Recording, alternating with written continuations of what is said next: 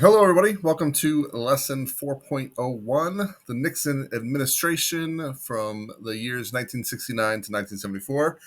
This lesson covers pages 872 to 880 to the only book known to history to have taken a trip to China simply to play ping pong while also having diplomatic relations. That is the American Odyssey, our textbook. And our goals for today, we want to describe Nixon's election in 1968.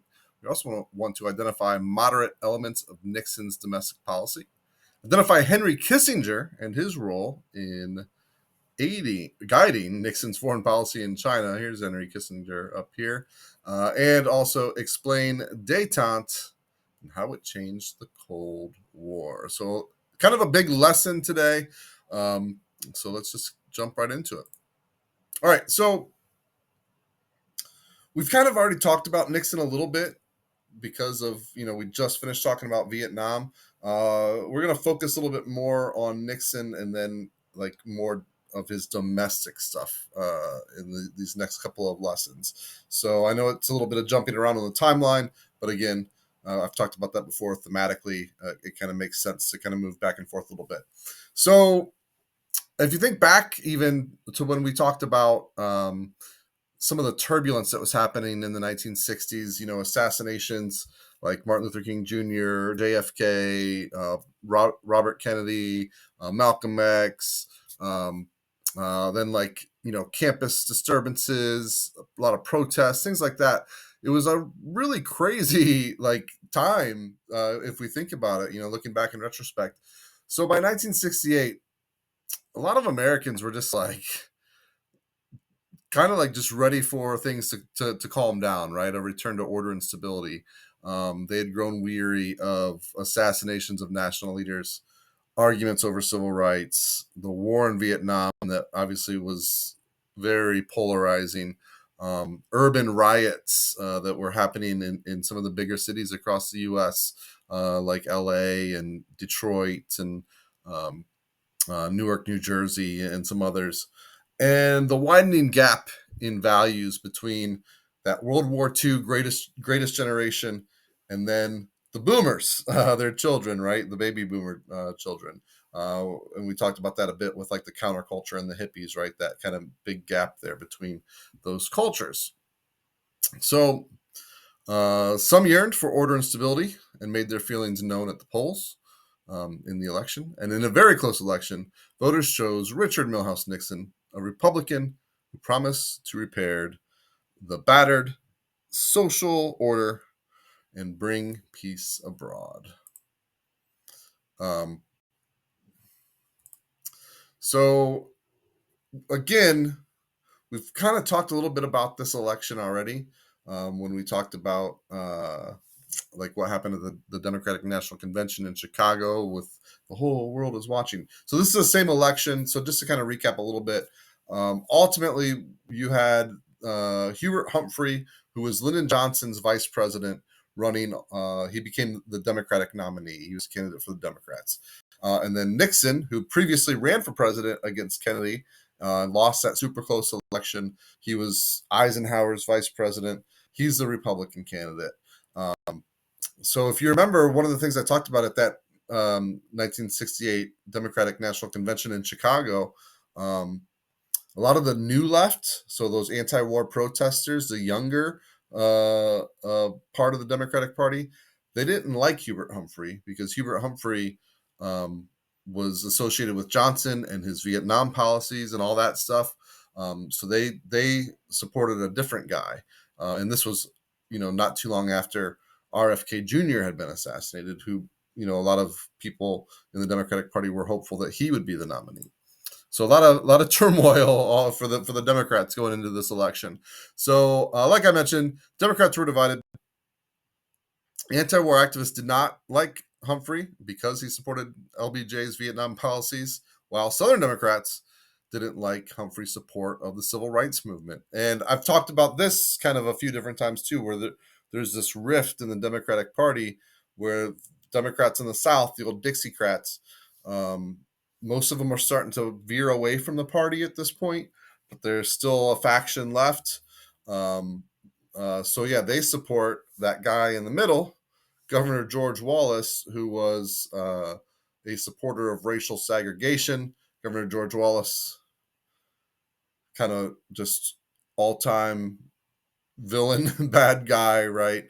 Uh, Famously wanted to keep segregation forever, very anti civil rights and all that stuff. And then on the Republican side, we get Richard Nixon. You can fill in the blanks there for number two. He went and pursued what he called a Southern strategy. He wanted to pick up a lot of votes in the South that he knew Humphrey wasn't going to get, and he was hoping to get over Wallace. So he did this by appealing to those Southern voters um, through the following elements. He called for a transfer of power from Washington back to the states. So instead of the federal government having power, he's saying the states should have more power. Southern states like that because, again, they wanted that power to segregate. So it was kind of an appeal to that ideal. Whereas he also put an emphasis on law and order. This idea of like we need to be hard on crime, lock people up if for criminal offenses and things like that. And this is something that's been debated a lot over the years, and we've seen this kind of come up in different elections over the years. This idea of a law and order candidate, also, and one of the big kind of keys to that, at least critics of that, say that that's targeting minorities more than it is the white population. All right, so what was the results? Very close election. Third-party candidate Wallace divided the Democratic vote, especially in the South. So Nixon won 43.4% of the popular vote, while Humphrey won 42.7% of the popular vote. So insanely close, but Nixon ultimately wins and also wins the majority of the electoral vote. You can look at the map here.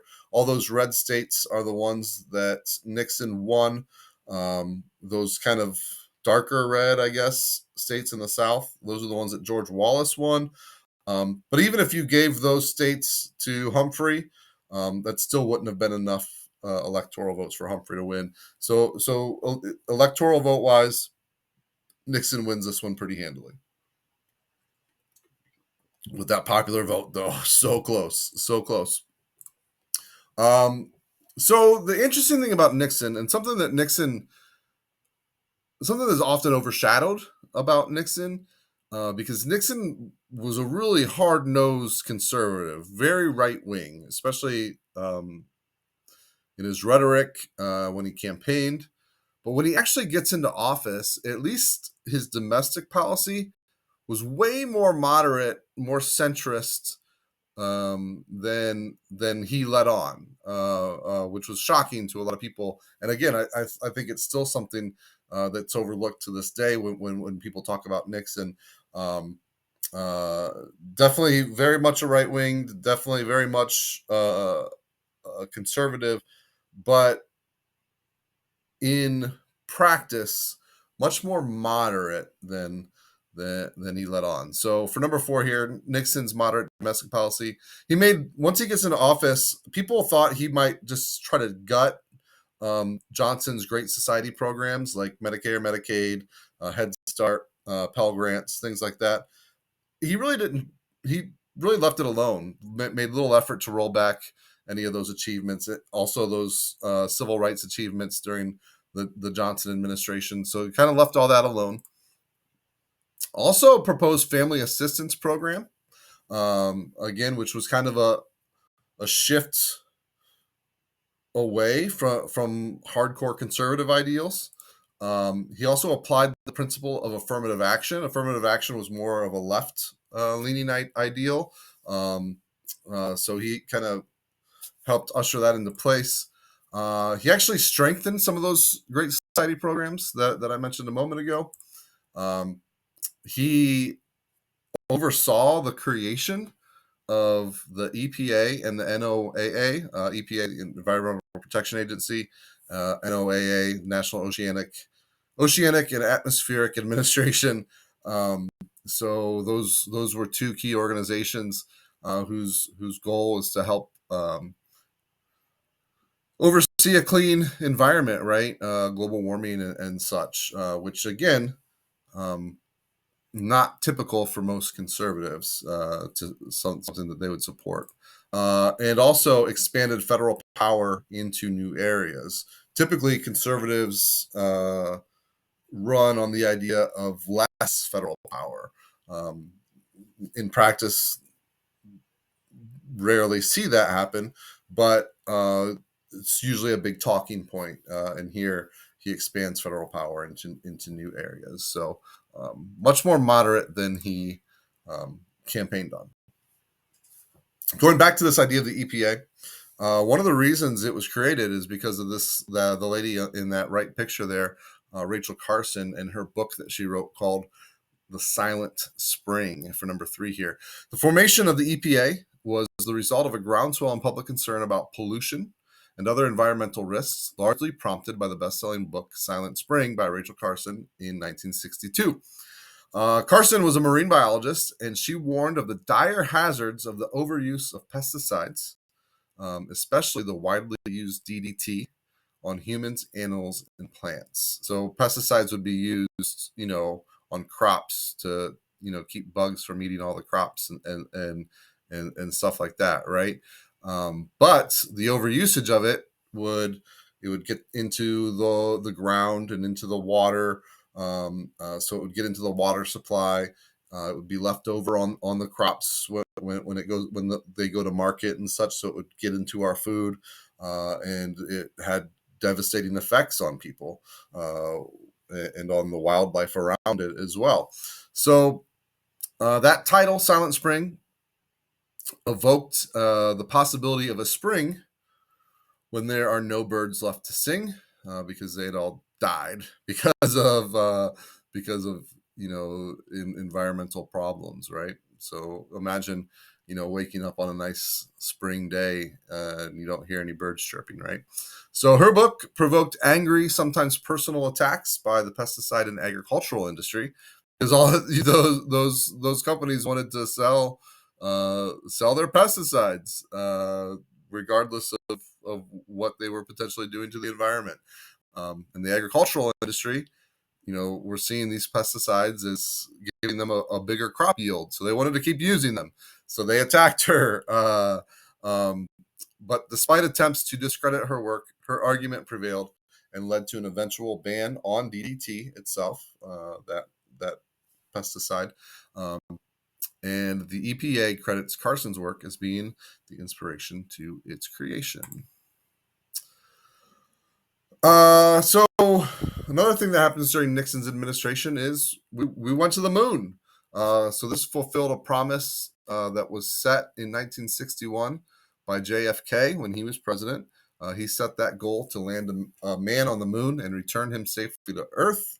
So that happens in 1969 during Nixon's presidency, as the nation looked on in wonder and amazement. One giant leap, one small step for man, one giant leap for mankind, the famous quote there from Neil Armstrong. 6 and 7 want us to look at this map and answer these questions. So according to this map, did the Soviet Union have any allies on the South American continent? So if we look at South America,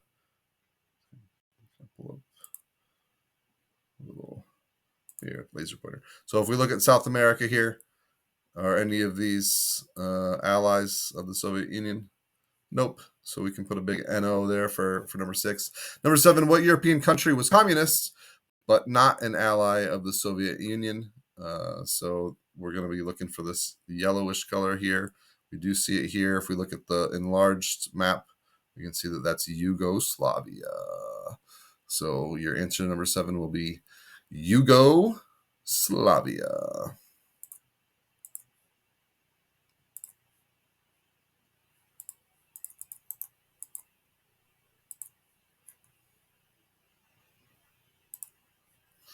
All right. So again, just to kind of briefly talk about Vietnam, Nixon did campaign on the idea of ending U.S. involvement in Southeast Asia, and that being his most urgent foreign policy task.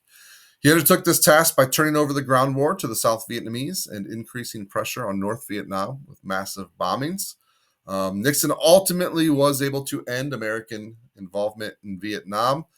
He does that right before the 1972 election, which that helped him win that election by a landslide. And when I say he won the 1972 election in a landslide, I am not kidding. Look at this. Look at this map.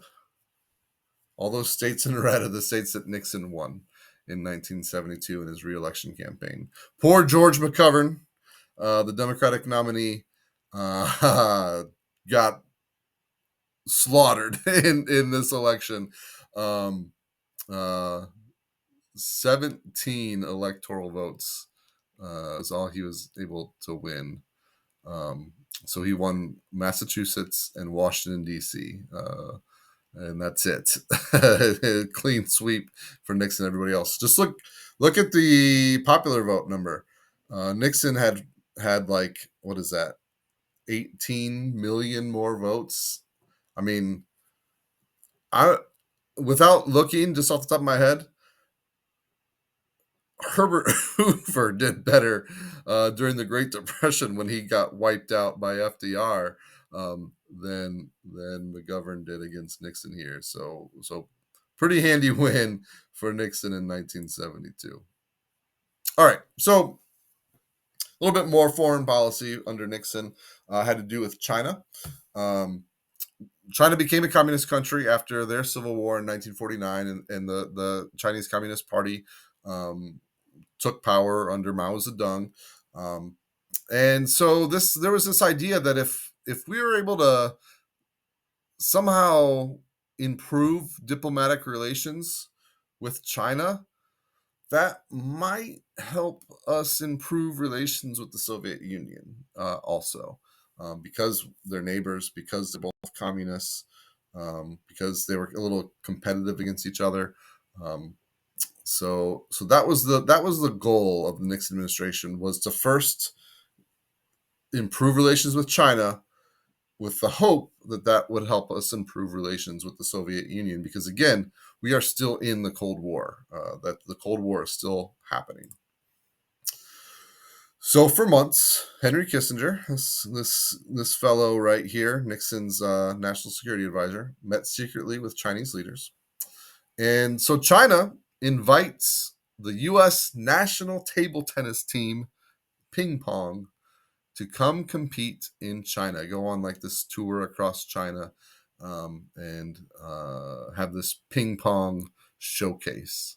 So we do. We send our ping-pong team, our table tennis team over there, and then in 1972, in February, Nixon makes a trip to China himself and meets with leader Mao Zedong. You can see him shaking hands here. And after this visit, trade between China and the U.S. starts opening up again, which had largely been shut off once they became communists. So yeah, thanks to the help of Forrest Gump and the ping pong team, we warmed relations with China. So for number 9, why, how, and the results of easing relations with China. The why: by easing relations with China, the Soviets' rival in Asia, the Soviet Union might feel compelled to improve their own relationship with the United States. That was the goal. How was that Kissinger met with Chinese leaders. China invited the U.S. national table tennis team to China, and Nixon made a trip to China to meet with government leaders. And the results: trade expanded. China pressured North Vietnam to end the war, and Soviet leaders signaled an interest in holding talks with the United States. So this was a pretty successful policy, ultimately, easing relations with China. So that leads us to those hopefully improved relations with the Soviet Union. After that visit to China, Nixon met with Soviet leader Leonid Brezhnev. So Brezhnev was kind of a new leader here of the Soviet Union. So Nixon and Brezhnev meet. Both leaders realized that it would benefit their countries to ease Cold War tensions between them, which leads to an era of the Cold War that we call détente. Détente is a French word, which means the easing of tension. So you can get a détente to go with your croissant. So both economies had been strained, trying to keep up with each other in the arms race. So Nixon and Brezhnev agree to what's known as the SALT I Treaty, or Strategic Arms Limitation Talks, which were negotiations to put limits on developments of nuclear weapons. Brezhnev, among other things, was known for having some pretty awesome eyebrows here. In fact, if you were to ask Leonid Brezhnev what he does on the internet, he would reply, eyebrows. So Brezhnev was interested in détente because he hoped that improved relations with the United States would relieve the burden of the arms race and lead to more trade with the West. This would help the Soviet economy, and Nixon believed that détente would result in reduced military spending and reduce the likelihood of more wars. So this was like seen as a good thing. Like Cold War tensions that got pretty high at, like, if we look at like the Cuban Missile Crisis, just like a decade earlier, some other things going on, and so Nixon saw this as a win. Like, hey, we're still not like BFFs with the Soviet Union. We're still not allies by any means. We're still in this kind of Cold War with them, but at least it seems like we're not potentially all going to die because all out nuclear war, right? So that was seen as a win. So what was the main result of détente? Détente substantially reduced the chances of a devastating nuclear war. So, I mean, you got to be cool with that, right? Nobody wants a devastating nuclear war. All right. Here, look at Nixon at the Great Wall of China there. Excuse me. It's his wife standing there beside him in the red coat. So let's take the 4.01 checkpoint and we can wrap this up. Which of the following were not created or enacted during the Nixon administration? The Environmental Protection Agency, the Consumer Financial Protection Bureau, affirmative action, or the Clean Air Act. And if you said the Consumer Financial Protection Bureau, give yourself points because you are correct. Which factor influenced the U.S. government's decision to establish the EPA in 1970? Was it new research on the harmful effects of pesticides, increased competition in global agricultural markets, high unemployment rates in the waste disposal industry, or pressure from farmers for increased government regulation? If you said new research on the harmful effects of pesticides, you are a literal genius. What effect did the United States' improved relations with China have on its relations with the Soviet Union? Tensions increased between the two nations. The Soviet Union began to boycott American goods. The Warsaw Pact began to break up, or the two nations were able to establish détente with a croissant. So yeah, détente is correct. Which factors led to the creation of the EPA? Kind of a redundant question after the one we already had, but it is what it is. Was it concern over pesticide use? Was it the growth of the conservation movement? Easy for me to say. Was it concern over waste disposal? Or was it all of the above? I'm going with all of the above. I think maybe you should too.